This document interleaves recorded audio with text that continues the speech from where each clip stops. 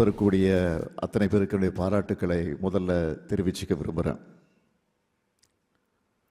Police வேலையில் சேரணும் என்ற உங்கள் கனவும் அதற்கான உங்கள் முயற்சியும் உழைப்பும் சேர்ந்துதான் உங்களை இந்த நிலைக்கு உங்களை எல்லாம் இங்கே கொண்டு வந்திருக்கு. இனிதான் உங்களுக்கு பொறுப்பும் சமூக கடமையும் அதிகமாகுது. போலீஸ் இருக்காங்க, அவங்க நம்மளை பார்த்துப்பாங்க என்ற நம்பிக்கையில் தான் மக்கள் சுதந்திரமாக வெளியில் நடமாடுறாங்க. நள்ளிரவு அதிகாலைன்னு எல்லா நேரத்துலையும் வேலைக்கு போயிட்டு வராங்க. தமிழ்நாடு பாதுகாப்பான மாநிலம், அமைதி பூங்கான்னு இந்திய அளவில் எல்லாரும் சொல்கிறாங்க. முதலீடுகளை மேற்கொள்ளக்கூடிய சிறந்த இடம்னு உலக அளவிலான நிறுவனங்கள் நம்முடைய தமிழ்நாட்டை தேடி வராங்கன்னா அந்த நம்பிக்கையை புதுசாக பணியில் சேர்ந்திருக்கக்கூடிய நீங்களும் காப்பாற்றணும். தமிழ்நாட்டின் எதிர்காலமே உங்கள் கையில்தான் இருக்கிறது என்ற பொறுப்புணர்வு உங்கள் ஒவ்வொருத்தருக்கும் இருக்கணும். உங்களுக்கு வழங்கப்பட்டிருக்கக்கூடிய அதிகாரத்தை மக்களுக்கு முறையாக பயன்படுத்தணும். ஒரு காவலர் நல்லது செய்கிற செய்தி மீடியாக்களில் வரும்போது ஒட்டுமொத்தமாக அந்த துறைக்கே பெருமையை தெளித்தருது. எடுத்துக்காட்டு ஒன்று சொல்கிறேன். கடந்த ஆண்டு ராஜேஸ்வரி என்கிற ஒரு பெண் காவலர் பெருமழை பேரிடர் காலத்தில் காயமடைஞ்சு சுய நினைவில்லாமல் இருந்த ஒருத்தரை தன்னுடைய தோளில் சுமந்துட்டு போய் காப்பாற்றினார். அவரை நான் வீட்டுக்கே நேரில் அழைச்சி பாராட்டினேன். ஏன் சொல்கிறேன்னா, காவலர் பணி மனித நேயத்தோடு இணைஞ்சது. வீரத்தின் அடித்தளம் எது தெரியுமா? அன்புதான். அதே போல் இன்னொரு பக்கம் எங்கேயோ ஒரு காவலர் தப்பு செஞ்சாலும் ஒட்டுமொத்த துறை மீதும் மக்கள் வச்சிருக்கக்கூடிய நம்பிக்கையை அது பாதிக்கும். அதை உணர்ந்து நீங்கள் ஒவ்வொருத்தரும் கவனமாக செயல்படுவீங்கன்னு நான் நிச்சயமாக நம்புகிறேன். காவல்துறை பொதுமக்களின் நண்பன்னு சொல்கிறது வெறும் வார்த்தையாக இல்லாமல், வெறும் வாசகமாக இல்லாமல், ரியாலிட்டியில் நீங்கள் அதை ப்ரூஃப் பண்ணணும். காவலர்னா மக்களுக்கு காட்சிக்கு எளியவர்களாக கனிவாக நடந்துக்குங்க. உங்களுடைய உறுதி செய்கிற வேலையில் தெரியணும். இரும்பு கரத்தை குற்றத்தை தடுக்கிறதுக்கு பயன்படுத்தணும். புகார் கொடுக்க வரவங்கிட்ட மரியாதை, புன்னகை, அக்கறை இவைகளெல்லாம் இருக்கணும். அந்த கேரக்டரை காட்டுங்க. குறிப்பாக பெண்கள் குழந்தைகளுக்கு எதிரான குற்றங்களை விசாரிக்கும் போது மிக மிக ஜாக்கிரதையாக கையாளணும். சென்சிபிள் நடந்துக்கணும். இந்த துறைக்கு பொறுப்பு வைக்கிற முதலமைச்சராக இது என்னுடைய கோரிக்கை மட்டும் இல்லை, 100% நீங்கள் கடைபிடிக்க வேண்டிய உத்தரவு. அதே போல் போதைப் பொருட்கள் நடமாட்டம், அதனுடைய விற்பனையை தடுக்கிறதுலையும் 0 டாலரன்ஸ் என்ற பாலிசியை நீங்கள் பயன்படுத்தணும். உங்கள் எல்லார் வீட்லேயும் குழந்தைங்க இருப்பாங்க. யார் பாதிக்கப்பட்டாலும் போதை என்ன ஆபத்து நாளை நம்ம வீட்டு குழந்தைகளையும் பாதிக்கும்னு உணர்ந்து பர்சனல் இன்வால்மெண்ட்டோட நீங்கள் செயல்படணும். நான் இன்சார்ஜாக இருக்கக்கூடிய பகுதியில் என்னை மீறி ஒரு குற்ற சம்பவம் நடக்க விட மாட்டேன்னு நீங்கள் ஒவ்வொருத்தரும் உங்களுக்குள்ள ஒரு ரெசல்யூஷனை எடுத்துக்கணும்.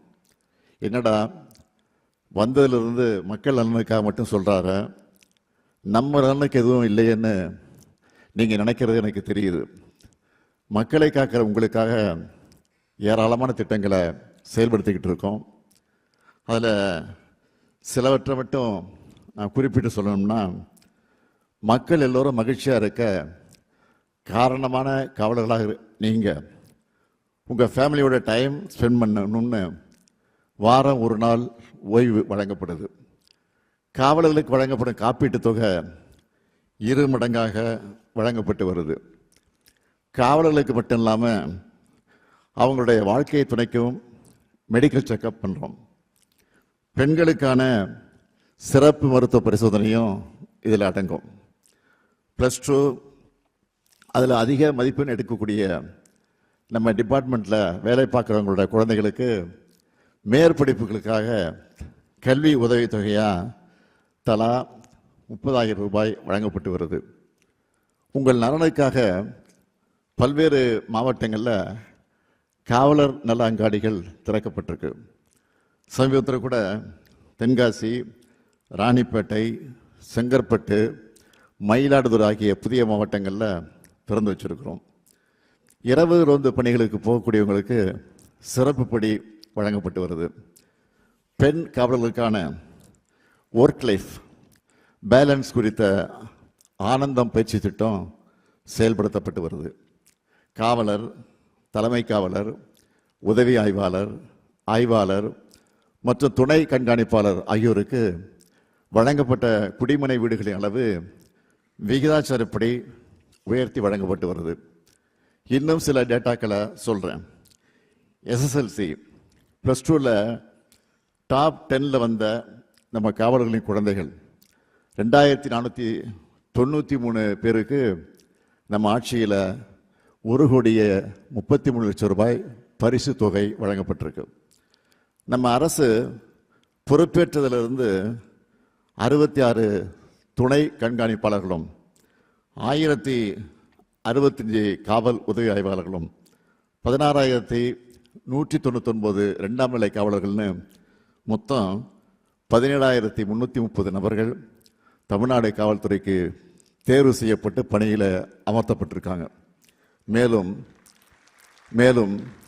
2000 தீயணைப்பாளர்கள், 129 நிலை அலுவலர்கள், 366 2ஆம் நிலை சிறை காவலர்களும் தமிழ்நாடு சீருடை வாரியம் மூலமாக தேர்ந்தெடுக்கப்பட்டு பணியமர்த்தப்பட்டிருக்காங்க.